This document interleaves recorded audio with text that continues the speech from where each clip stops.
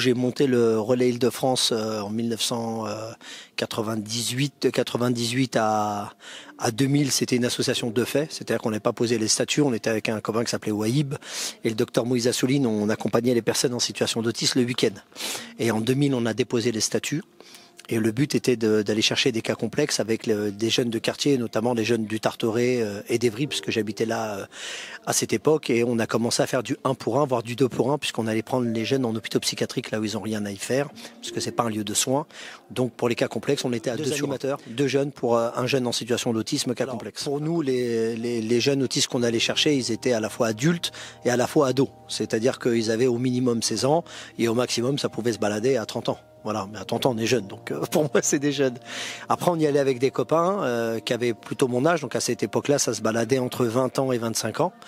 Et le but, c'était en fait de leur provoquer des loisirs, la possibilité de sortir de la maison pour ceux qui étaient hors structure et enfermés à la maison, et sinon éviter l'enfermement psychiatrique le week-end, puisqu'ils y étaient déjà enfermés toute la semaine. C'était des jeunes, soit ils étaient en rupture de parcours, en institution, donc il y avait des troubles du comportement qui étaient majorés, donc ils finissaient dans les hôpitaux psychiatriques, soit c'était des jeunes qui sont à la maison avec pas de possibilité de rentrer en institution parce que trop lourdement handicapés ou bien pas de place du tout, ce qui est une réalité sur les hors structures. Donc on a monté ça en 2000. En 2004, on a une reconnaissance de la mairie de Paris avec Monsieur Delanoë, où là on est passé projet pilote sur l'accompagnement des autistes et on obtient une subvention de 100 000 € qui nous permet d'acheter des véhicules, qui nous permet d'avoir une secrétaire et des locaux. Donc là commence vraiment le travail du Relais Île-de-France. De 2004 jusqu'à 2018, on accompagne donc tous les cas complexes de Paris et de la banlieue. Toujours avec ce principe des jeunes des quartiers populaires mis à disposition pour les jeunes en situation d'autisme, supervisés par des gens diplômés. Et on travaille avec un centre de formation qui s'appelle Comtech. Et donc on fait passer le BAFA, le BAPAT, le BPGEPS, le DEGEPS après, moniteur éducateur et éducateur spécialisé. Donc en 20 ans, on a formé plus de... Alors on en a formé plein, mais on en a diplômé en tout cas d'État plus de 92 qui aujourd'hui sont dans le réseau et qui travaillent. Voilà. Donc ce sont des gens qui aujourd'hui sont moniteurs éducateurs, éducateurs spécialisés, chefs de service, directeurs, pour Mourad. Non, ils font pas ça généreusement. Les gens qui viennent chez nous, d'abord ils sont stagiaires, ensuite ils ont un contrat de travail, donc ils sont payés pour ça, ils sont formés pour ça. Après, effectivement, il y a de l'empathie, peut-être avec les jeunes de quartier populaire, plus importante que des personnes qui sont fraîchement diplômées et qui sortent de l'école. C'est des jeunes de quartier pour qui on aurait pensé que rien n'était possible et qu'ils étaient soit censés tenir les murs ou finir délinquants et compagnie, à qui peut-être l'école a manqué. Et du coup, on arrive à ce que ces gens-là arrivent à faire un travail que les éducateurs spécialisés d'État, diplômés d'État, n'arrivent pas à faire. Puisque pendant très longtemps, ça c'est pas nous qui le disons, c'est l'État. Comment ça se fait qu'au Relais Île-de-France ça fonctionne alors que dans les institutions ça fonctionne pas? La question quand on réfléchit, c'est peut-être que le dévouement et l'empathie et l'accompagnement de comment on accompagne à la fois les salariés et les cas complexes fait que la proximité humaine fonctionne à un moment donné. Voilà. C'est un accompagnement atypique, en tout cas, elle n'est pas institutionnalisée. Comme on a beaucoup stigmatisé les jeunes de quartier, parce que la majorité c'est des Noirs et des Arabes, et qui sont censés ne rien foutre à part de la délinquance, ça c'est l'image et les stéréotypes qu'on donne. Quand on leur donne la possibilité de respecter les jeunes et qu'on les met dans une valeur ajoutée en leur disant tu es capable, on te fait confiance, ils te montrent qu'ils sont bien plus capables que les autres. Voilà. Mais encore une fois, le problème n'est pas les jeunes de quartier, hein. C'est l'image qu'on pose sur les jeunes de quartier. D'ailleurs, on n'a qu'à regarder dans le foot ou dans le sport ou dans le truc, on a des pépites dans ceux qui sont dans l'entrepreneuriat, dans les sportifs, dans les musiciens. On a énormément de richesses françaises qui sortent des quartiers populaires. Donc c'est le même principe, c'est de donner confiance aux gens et de leur donner les outils pour pouvoir réussir. C'est peut-être ce qu'on a su faire nous au Relais Île-de-France, c'est faire confiance à ces jeunes-là qui a priori n'étaient pas censés faire quelque chose de leur vie. J'ai monté le relais avec le docteur Moïse Assouline. Stéphane vient à une pièce de théâtre qui s'appelle Le Papotin, dirigée par Philippe Duban. Et Stéphane me voit, donc je fais le rôle du rappeur, parce que j'étais anciennement rappeur, c'est comme ça que j'ai connu l'autisme. Je menais des ateliers de danse et de chant, donc je fais le rôle du rappeur, et Stéphane dit il faut que je bosse avec ce gars-là. Et Moïse Assouline nous met en contact, en sachant qu'au début, Moïse pensait que ça allait peut-être pas le faire, parce que lui, il est juif pratiquant, moi musulman pratiquant, avec toutes les représentations qu'on a avec le Moyen-Orient, on se dit ils vont se taper sur la gueule. En fait pas du tout, on s'est tapé pour les autistes et ça fait plus de 25 ans qu'on est ensemble. Donc je suis avec Stéphane depuis 25 ans. Maintenant, je suis directeur dans la direction générale du Silence des Justes sur la formation, le développement et l'unité Charles Sébriand pour les adultes vieillissants. Et on travaille ensemble depuis très longtemps sur les cas complexes. Voilà. Le Silence des Justes par rapport au relais, c'est qu'il a des enfants, de la protection de l'enfance, de 3 ans jusqu'à 59 ans. Et le relais s'occupait uniquement des ados de 14 ans jusqu'à 60 ans. Voilà. En fait, je pense pas que ça soit l'histoire du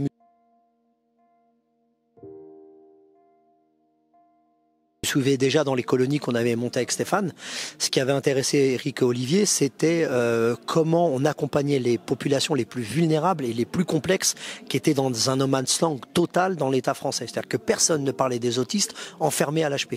Personne ne parlait naissance au film. Nous, on a eu la chance de connaître des autistes qui restent à la maison. Et il se trouve que tu as 2 mecs, un qui s'appelle Benamou qui est juif et l'autre s'appelle Daoud qui est musulman, qui se bat pour ces jeunes-là. Et donc, il y avait une histoire à raconter. Ils le font en 2014 avec Canal+, sur On devrait en faire un film, qui fait un carton. Et ensuite vient l'idée du film par la suite hors norme, où là on raconte un problème administratif entre le Silence des Justes et l'État, tout simplement sur une histoire d'accréditation, d'agrément et d'argent non donné. Bon, on l'a vu dans le film hors norme, le juge pour enfants place des jeunes chez nous. Au moment où on demande de payer, l'État dit mais c'est du sanitaire, c'est pas à nous de payer. Le département dit c'est pas à nous de payer, c'est au sanitaire. Le sanitaire dit ouais mais c'est pas passé par moi, c'est passé par le juge. Et après naît le contrôle de l'IGAS qui donne finalement raison au Silence des Justes et qui s'arrange après parce qu'on a pu discuter avec l'État qui avait compris la problématique. Il y a une charmante demoiselle qui s'appelle Saïda qui connaît une association qui s'appelle les 7 Sens, qui fait un travail extraordinaire à côté de Mont-sur-les-Mines, pardon. Et donc elle fait cette projection pour mettre en lumière ces cas complexes. Et donc du coup hier elle m'invite, elle me demande d'intervenir. Et puis j'ai pris l'engagement avec Anthony d'être là aujourd'hui. Donc on a rencontré les 7 Sens qui est animatrice d'ailleurs et qui travaille là-bas avec des cas complexes qui eux aussi d'ailleurs n'ont pas de reconnaissance vis-à-vis de l'État et qui se battent pour avoir une reconnaissance ARS et département. Je pense que c'est important de leur donner parce qu'ils font un travail qui pallie au manque sur les cas complexes. Donc on a discuté de ça hier après la projection, c'était un moment super sympa. Et puis c'était vu avec Anthony avant le Covid que je viens de faire une intervention avec le docteur Saravan. Le Covid a mis une claque à tout le monde. Donc là on a répondu à l'appel après le Covid. Voilà. Et les aider puisqu'on est parti les visiter. Concrètement on a été dans le bâtiment, on a vu leur projet, j'ai lu leur projet institutionnel. On va faire en sorte qu'au niveau administratif on soit carré pour pouvoir demander un agrément et on verra l'agrément le plus adéquat pour qu'il puisse être donné finalement par le département ou bien par la région. On va voir ça. Ouais. Mais on va les suivre, bien sûr. Non, je suis pas venu faire de la figuration, je me déplace pas pour faire de la figuration. Je suis pas acteur de film. Alors, c'est du cinéma, mais on a eu la chance, nous, comme je te disais, de connaître Eric et Olivier depuis 20 ans. Donc, ils ont écrit le scénario qui est leur travail. Après, par respect, nous, on l'a validé. Donc, on était d'accord ou pas, mais ça s'est fait dans une transparence vraiment absolue et dans un respect total. L'équipe technique a été formée aussi pour accompagner les jeunes pendant le tournage. Vincent Kessel a passé beaucoup de temps avec Stéphane. Reda Keteb a passé du temps avec moi. Il est venu voir les jeunes, il est venu voir les familles. Donc, ça s'est passé dans un respect très important. Et puis dans le film, ce qui est extraordinaire, c'est que ce sont nos jeunes autistes qui jouent dedans et nos animateurs. Donc ça, c'est vraiment un film très respectueux puisque d'habitude, c'est souvent des acteurs qui jouent le rôle d'autres. Donc là, on a pu mettre en lumière. Voilà, c'est peut-être en ça où le film est hors norme. C'est qu'on a pu le faire avec nos jeunes et nos animateurs. Je suis directeur d'école, moi, tu sais, je suis prof de lettres. Non, j'ai commencé l'école. Moi, je suis tout le monde le sait, c'est pas un secret. Je suis dyslexique et dysorthographique, donc j'ai eu une école, un parcours chaotique à l'école. J'ai eu la chance de rencontrer peut-être les bonnes personnes au bon moment. Donc j'étais censé être menuisier. Je dis ça parce que Mourad est menuisier de métier et il a fait une reconversion. Aujourd'hui, il est directeur avec nous. Et on m'a dit, bon, écoute, t'es nul à l'école, tu vas aller couper du bois. Et moi, j'ai dit, non, je vais pas couper du bois, je vais m'occuper des chevaux. Donc j'ai passé un CAP cavalier soigneur. En plus, à Brèbe, je faisais du rap, comme tout le monde le sait. Et j'ai eu la chance de rencontrer le docteur Assouline, pour laquelle j'ai monté le relais. Et à chaque fois que je suis monté en gamme au relais, on m'a dit, il faut aller prendre un diplôme. On m'a dit moniteur éducateur, donc je suis parti me renseigner. Bon, j'ai vu que c'était pas compliqué parce qu'on me demandait d'avoir un diplôme pour ce que je faisais. Donc du coup, j'ai écrit ce que je faisais, j'ai eu mon diplôme. Après, on m'a dit, bon, moniteur éducateur, c'est bien, mais pour être responsable d'un truc, il faut être EduxP. J'ai regardé, il fallait un peu plus écrire. J'ai eu la chance d'avoir le docteur Assouline qui m'a toujours poussé derrière. J'ai passé mon diplôme d'éduc. Et puis j'étais directeur du relais. J'étais pas vraiment légitime parce qu'il fallait faire des budgets, des projets, cela. On m'a dit, bon, chef de service, c'est pas mal. J'ai été voir ce que c'était un CAFEUR Luis. J'avais pas le temps d'aller à l'école, donc je l'ai fait en VAE, validation des acquis par expérience. C'était pas difficile parce que j'écrivais ce que je faisais. c'est validation des acquis par expérience. J'ai obtenu donc mon CAFERVIS. Après, on m'a dit, bon, ben, c'est cool, mais maintenant, il faut passer un master 2, bac plus 5. Bon, là, ça a été un accouchement. Donc, j'ai été à la fac. Là, par contre, c'est un peu plus compliqué.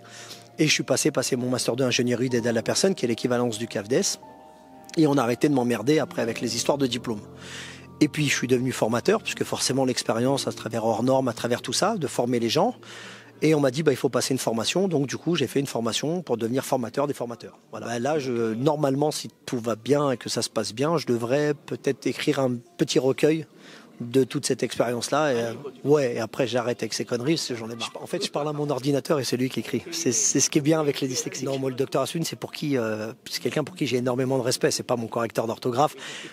Oui, je l'ai dit pour boutade, avec tout le respect que j'ai pour lui. Le docteur Assouline, c'est mon papa spirituel dans le travail. C'est mon formateur. Pour moi, rien n'est mort de ce qui respire encore. Ça veut dire que à chaque fois qu'on va te dire c'est pas possible, en fait, c'est possible. C'est-à-dire que tant que tu respires, t'es pas mort. Donc si t'es pas mort, il y a de la vie. Quand moi je vois les jeunes qu'on forme, ou bien nos animateurs, ou bien les jeunes, quand la situation est compliquée, je me dis, t'es vivant. Donc on peut y aller, on va essayer. On va se casser la gueule 150 000 fois, mais on est vivant, on respire. Donc on va rien lâcher. Et on lâche rien. C'est ça, rien n'est mort de ce qui respire encore. Il y a toujours l'espoir, mais c'est surtout de pas... Parce que moi je me suis rendu compte dans ma vie personnelle et professionnelle, c'est que souvent on essaye de te mettre dans des trucs. Moi j'étais petit, on m'a dit, t'es nul à l'école, t'y arriveras pas. Va couper du bois. J'ai dit non. Après, on m'a dit, tu vas faire ça. J'ai dit non. Et en fait, j'ai fait ce que j'ai voulu. Quand j'ai voulu, avec beaucoup de difficultés, j'ai eu la chance de rencontrer énormément de gens qui m'ont aidé. Et notamment, je vous dis, mon mentor, c'est le docteur Moïse Assouline. Et c'est ce qui fait que j'ai compris qu'en fait, rien n'est mort de ce qui respire encore. C'est-à-dire que tant que tu es vivant et que tu y crois, et que tu te donnes les bons moyens au bon moment avec les bonnes personnes, il n'y a pas de raison que tu n'y arrives pas. Et pas être dans les carcans de t'es censé être un arabe dans une cité, tu sais pas lire et pas écrire, tu vas être dans du tertiaire à tirer des câbles. Ça c'est bien, ça existe. Ça veut pas dire que les gens sont faibles de ça, mais ça veut dire que les gens ne se libèrent pas de ce qu'on met sur leurs épaules. Moi, je me libère de ça. Voilà. Tu es libéré du rap aussi ? Oui, j'en fais encore dans ma voiture de temps en temps dans le périph' quand c'est bouché. Donc tu rappes dans le périph'? Ouais, je rate dans le périph', que de temps en temps je me fais un peu plaisir. Ah, il faut pas quitter la base quand même. Faut pas quitter la base. J'invite tous les parents à rien lâcher. À rien lâcher jusqu'au bout. Rien n'est mort de ce qui respire encore.